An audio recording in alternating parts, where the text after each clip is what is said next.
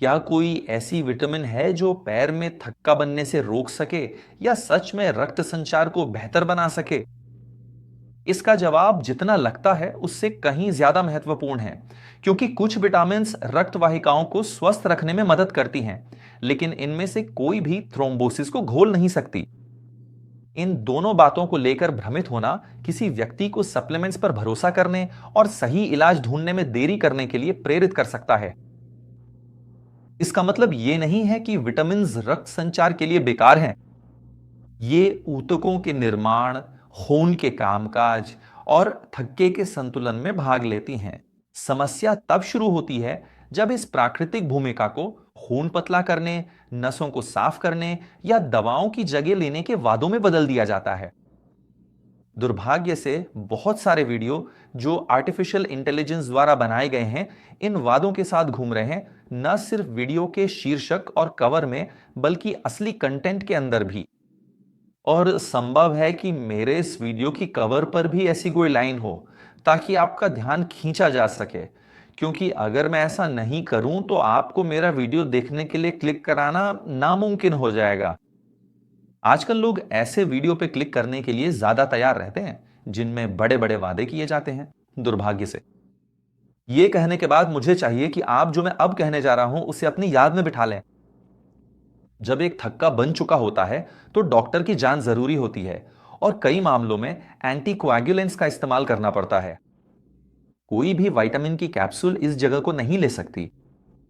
तो फिर इन पोषक तत्वों की असली भूमिका क्या है टेनोरियो?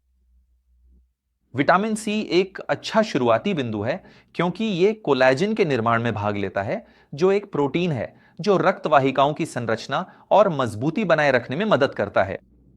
संतरा, अमरूद, कीवी और स्ट्रॉबेरी जैसी फल, साथ ही शिमला मिर्च और ब्रोकली जैसे खाद्य पदार्थ इस विटामिन के अच्छे स्रोत हैं। पर्याप्त मात्रा में सेवन करना रक्त वाहिकाओं की सेहत के लिए अनुकूल आहार का हिस्सा है। हालांकि इस बात का कोई प्रमाण नहीं है कि कैप्सूल या सप्लीमेंट्स में बड़ी मात्रा में लेने से नसों की रुकावट दूर हो जाती है, थक्के घुल जाते हैं या थ्रोम्बोसिस से बचाव होता है। यही सावधानी विटामिन बी 6, बी 9 और बी 12 के लिए भी लागू होती है। ये विटामिन शरीर को होमोसिस्टीन नामक एक प्राकृतिक रूप से बनने वाले पदार्थ को नियंत्रित करने में मदद करते हैं। जब इन विटामिन की कमी होती है तो होमोसिस्टीन खून में जमा हो सकता है और इसके उच्च स्तर को हृदय संबंधी जोखिम से जोड़ा गया है। ऐसे में यह तर्कसंगत लगता है कि सप्लीमेंट्स लेना समस्या का समाधान कर देगा, लेकिन शोध के नतीजों ने इस उम्मीद को बड़ा झटका दिया है। विटामिन्स होमोसिस्टीन को कम करने में सक्षम है, लेकिन यह कमी लगातार कम हार्ट अटैक, हृदय संबंधी समस्याओं या नसों में थक्के के रूप में नहीं दिखी है। इसका मतलब यह नहीं है, ध्यान दीजिए, इसका मतलब यह नहीं है कि किसी कमी को नजरअंदाज कर देना चाहिए। उदाहरण के लिए, विटामिन बी 12 की कमी 50 साल की उम्र के बाद ज्यादा आम हो सकती है, खासकर जब पेट या आंत में अवशोषण की समस्या हो। कुछ दवाओं का लंबे समय तक इस्तेमाल और कुछ पाचन संबंधी सर्जरी भी शरीर द्वारा इसके अवशोषण को मुश्किल बना सकते हैं। ऐसे मामलों में कमी को ठीक करना वाकई बहुत जरूरी है। गलती यह है कि इन विटामिन्स का बिना जरूरत के इस्तेमाल करना, यह सोचकर कि यह थ्रोम्बोसिस के खिलाफ एक सामान्य सुरक्षा की तरह काम करेंगी। ठीक है, लेकिन बाकी विटामिन्स के बारे में बात करने से पहले जो भी बहुत जरूरी हैं, अगर आप छोटे छोटे कंटेंट्स और रोजमर्रा की बातें देखना चाहते हैं तो मुझे इंस्टाग्राम पे फॉलो करें। वहां मैं हमेशा स्वास्थ्य से जुड़ी जानकारी छोटे वीडियो के जरिए लाता हूं। और यहां चैनल पर भी सब्सक्राइब करना ना भूलें और नोटिफिकेशन बेल को भी ऑन कर लें। यहां कंटेंट थोड़ा लंबा होता है, लेकिन मैं कोशिश करता हूं कि आपको सबसे अच्छी जानकारी दूं ताकि आप खुद का बेहतर ख्याल रख सकें। जारी रखते हैं, विटामिन डी के साथ भी कुछ ऐसा ही होता है। इस विटामिन के कम स्तर वाले लोगों में अक्सर ऐसी स्थितियां भी पाई जाती हैं जो रक्त संचार संबंधी जोखिम को बढ़ाती हैं, जैसे मोटापा, कम गतिशीलता, बढ़ती उम्र या पुरानी बीमारियां। ये एक संबंध दिखाता है, लेकिन इसका मतलब ये नहीं है कि विटामिन डी की कमी ने समस्या पैदा की है।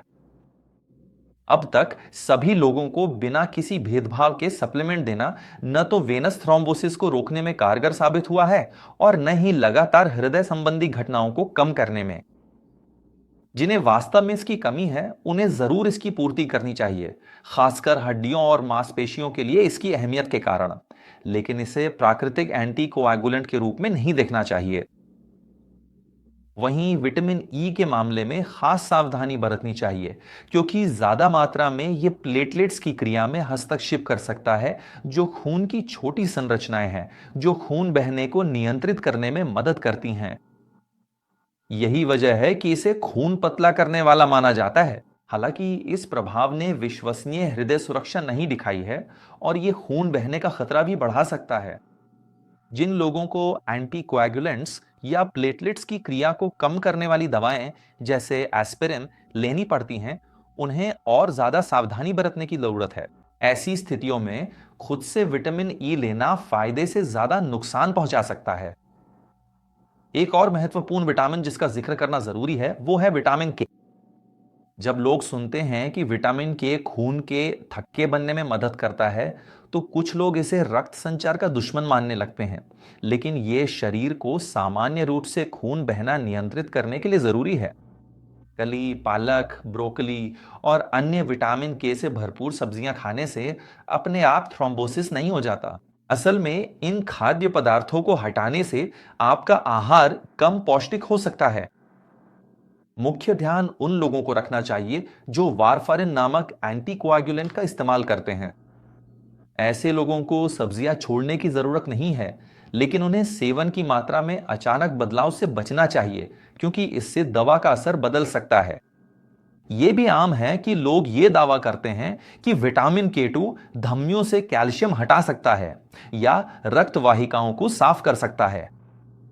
इसकी धमनियों में कैल्सिफिकेशन से संबंध को लेकर कुछ शोध चल रहे हैं, लेकिन इसका मतलब यह नहीं है कि यह नसों में थक्के का इलाज करता है। वेनस थ्रोम्बोसिस और धमनियों में प्लाक का जमाव अलग अलग समस्याएं हैं, और इन्हें एक जैसा मानकर इलाज नहीं करना चाहिए। इन सबके बीच परिसंचरण के लिए सबसे अच्छी विटामिन कौन सी होगी? सबसे ईमानदार जवाब है वही जो वास्तव में शरीर में कमी में हो। इसकी आवश्यकता भोजन, उम्र, शरीर की अवशोषण क्षमता, मौजूदा बीमारियों और उपयोग किए जा रहे दवाओं के अनुसार बदल सकती है। इसीलिए कई तरह की कैप्सूल्स मिलाकर थक्के बनने से रोकने की उम्मीद करना आमतौर पर उतना फायदेमंद नहीं होता, जितना कि विविध आहार लेना और केवल पहचानी गई कमियों को ही ठीक करना। इसके अलावा कुछ आदतें थ्रोम्बोसिस की रोकथाम में किसी भी विटामिन से कहीं ज्यादा महत्वपूर्ण होती हैं। पैरों को हिलाना, कई घंटों तक बैठे रहने से बचना, धूम्रपान ना करना, वजन नियंत्रित रखना, सर्जरी के बाद दिए गए निर्देशों का पालन करना और निर्धारित दवाओं का सही तरीके से उपयोग करना, ये सभी उपाय कहीं ज्यादा महत्वपूर्ण हैं। जो लोग लंबी यात्राओं में समय बिताते हैं, उन्हें भी जब संभव हो उठना चाहिए और नियमित रूप से अपने पैरों और टांगों को हिलाना चाहिए। और चेतावनी के संकेतों को पहचानना बेहद जरूरी है, ठीक है? तो ध्यान दें, सूजन, दर्द, गर्माहट का एहसास या रंग में बदलाव, खासकर जब ये लक्षण सिर्फ एक पैर में दिखें, तो तुरंत जांच कराना जरूरी है। अगर अचानक सांस फूलने लगे, चाहे वो सीने में दर्द, चक्कर या बेहोशी के साथ हो या ना हो, तो ये संकेत हो सकता है कि थक्का फेफड़ों तक पहुंच गया है। ऐसी स्थिति में तुरंत आपातकालीन चिकित्सा सहायता लेना जरूरी है। मुख्य संदेश सीधा है, विटामिन शरीर को सही तरीके से काम करने में मदद करते हैं, लेकिन ये थ्रोम्बोसिस का इलाज नहीं है। मैं यही पर रुकता हूं। भगवान आपका भला करे, अपना ख्याल रखिए और ढेर सारा प्यार।